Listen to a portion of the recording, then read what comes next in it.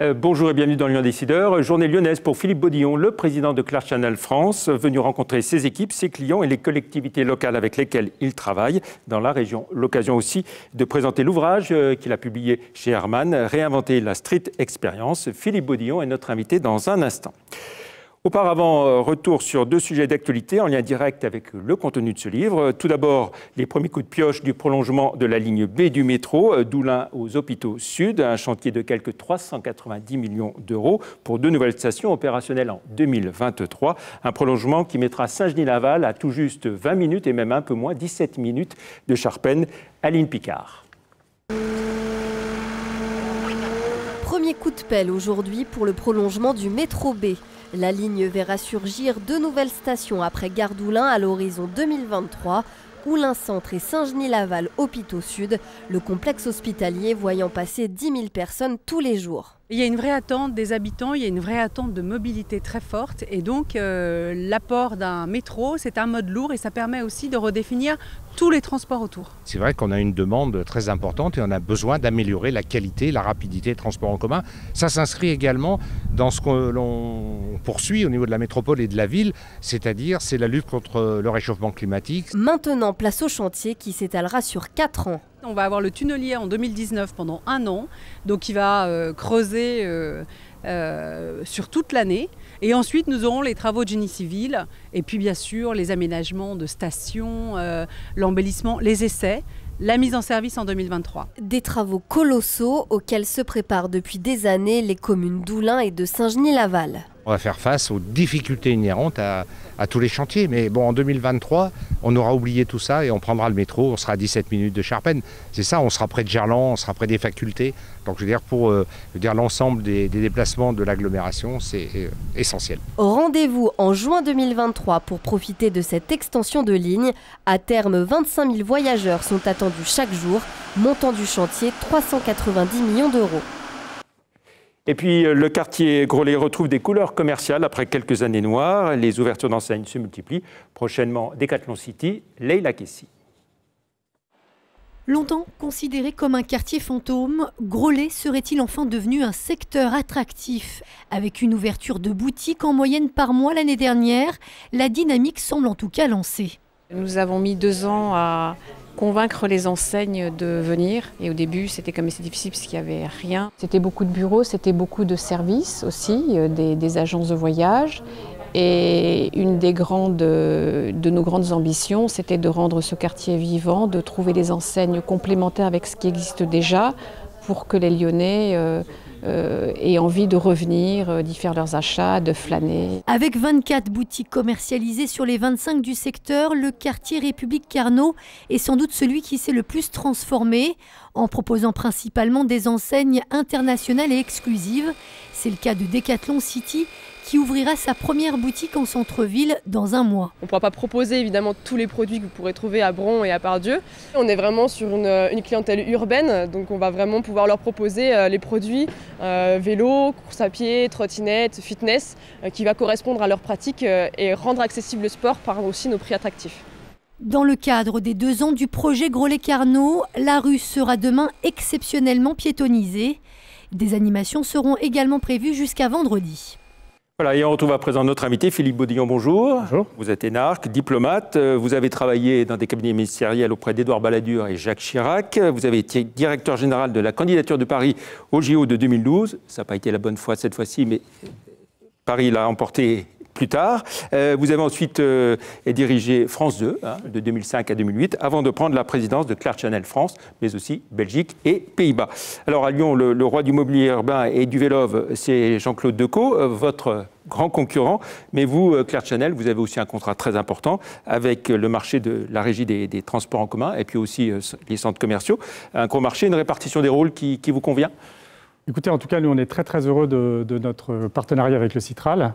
Comme vous l'avez montré, le monde des transports est un monde qui évolue très, très vite, qui accompagne les développements urbains et qui engage aussi beaucoup de technologies, beaucoup de questions aussi sur la manière dont on peut dialoguer avec les usagers. Et pour nous, c'est extrêmement important. Nous sommes le média de la rue et donc nous sommes le média aussi qui permet de parler aux gens qui sont dans la rue, dans les transports en commun, dans les centres commerciaux.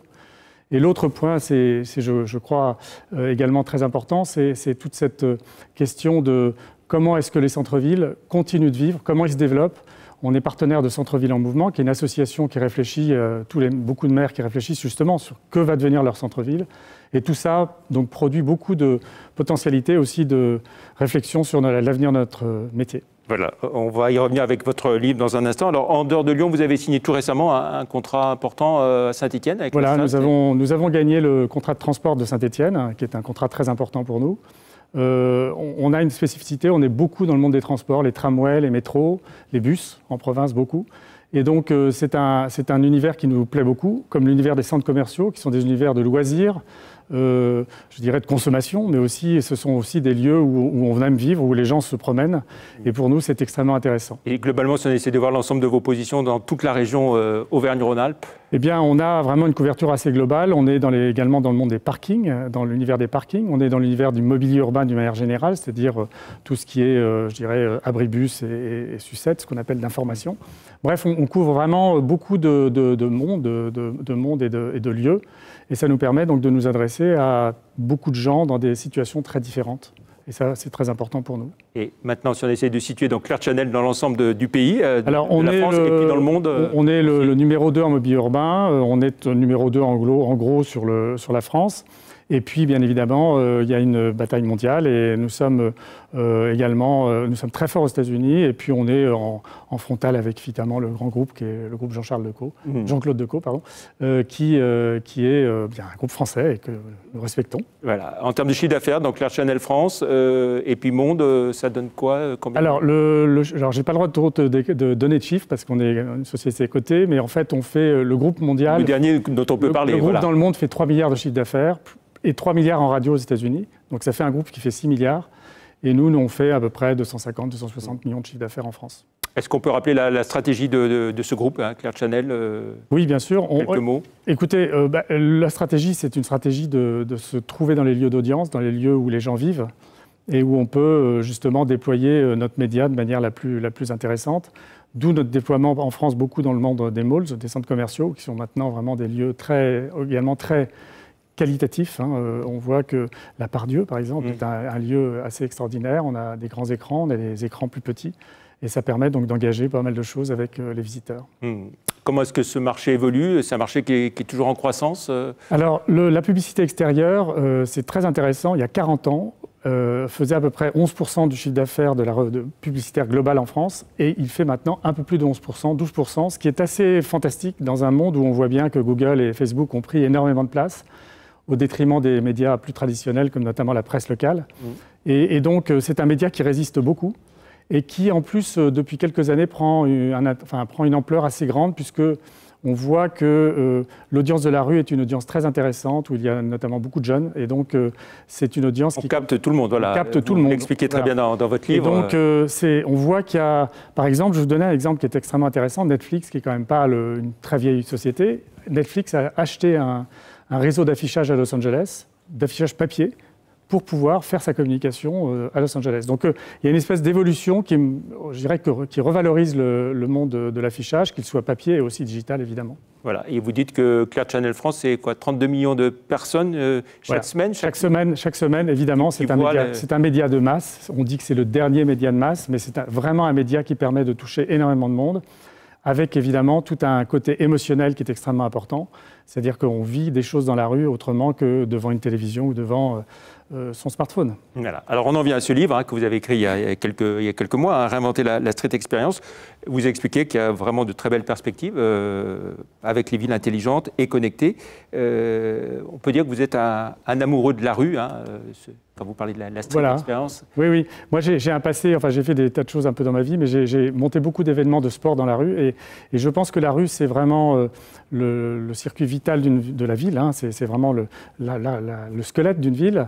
Et c'est aussi le lieu où se créent les liens sociaux. Historiquement, c'est là où il y a eu les liens sociaux se sont créés. C'est Victor Hugo, le cordon ombilical. Voilà, la rue, c'est le cordon ombilical entre l'individu et la société. Exactement, et c'est tout à fait ça.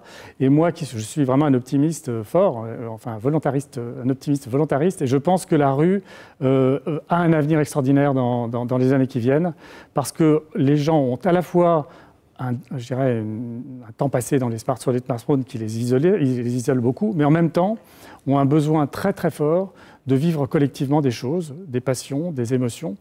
Et donc la rue est vraiment le lieu d'excellence du partage. Alors vous déclinez, oui, ces différents aspects. Il y a à la fois l'aspect solidaire, oui, qu'on comprend bien, l'aspect environnemental aussi. Vous citez ces lampadaires qui fonctionnent et dont la consommation est calquée sur... de façon à consommer le moins possible, évidemment. Et c'est assez extraordinaire, il y a des initiatives un peu partout. Moi, c'est un livre qui est un peu truffé d'exemples, parce que ce n'est pas simplement des idées très, très générales.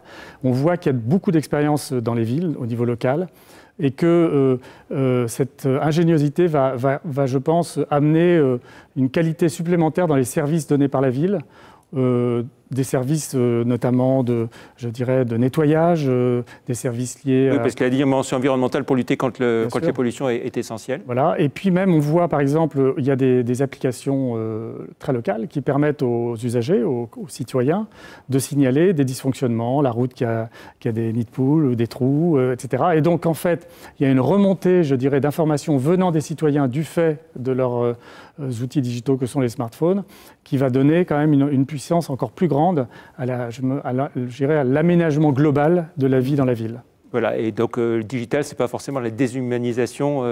Alors c'est une individualisation, ça c'est clair, oui, mais en même temps, le pari, c'est que ce digital peut être un amplificateur du lien social, notamment du lien ultra-local. On voit qu'il y a des plateformes très locales qui sont en train de se créer pour développer des services ultra-locaux entre les gens qui habitent le même petit territoire, des services, tout un tas de possibilités.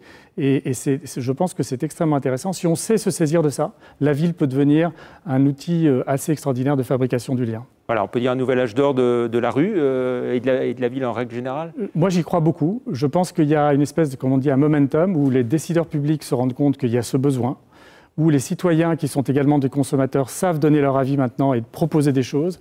Et puis les entreprises qui sont de plus en plus soucieuses d'aménager leur environnement pour que leurs salariés, leurs cadres, aient envie de rester sur les lieux où ils sont. Donc je pense qu'il y a un vrai momentum, comme on dit, qu'il faut saisir. Et c'est un peu ça, ce livre, c'est une espèce d'un appel à la mobilisation pour que la rue...